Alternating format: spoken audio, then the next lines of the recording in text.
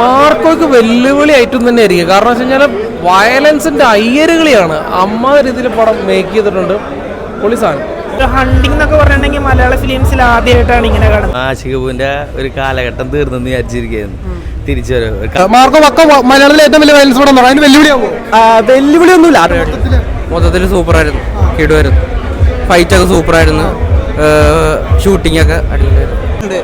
Hanuman kind ഞാൻ great ഫാനാണ്. Theatre experience എൻ്റെ അമ്മ കിടുക്കാശി സാധനം. മലയാളത്തിൽ ഇമാതിരിയൊക്കെ സാധനം ചെയ്തു വെക്കാന്ന് പറഞ്ഞ റിസ്കി ഫാക്ടറാണ്.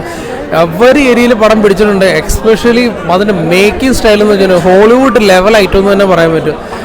ദിലീഷ് മോഹൻ, അൻഡ്രേ കാശ്യപിൻ്റെ ഒരു കോംബോ സീൻസ്, അവർ തമ്മിലുള്ള ഒരു ഫൈറ്റും കാര്യങ്ങളും, പിന്നെ റൈഫിൾ ക്ലബിൻ്റെ ആയിട്ടുള്ള എല്ലാ എലമെൻസും എൻ്റെ അകത്തുണ്ട്. വാണീഷാവും വിജയരാവിനും കത്തി തകർത്തിട്ടുണ്ട്.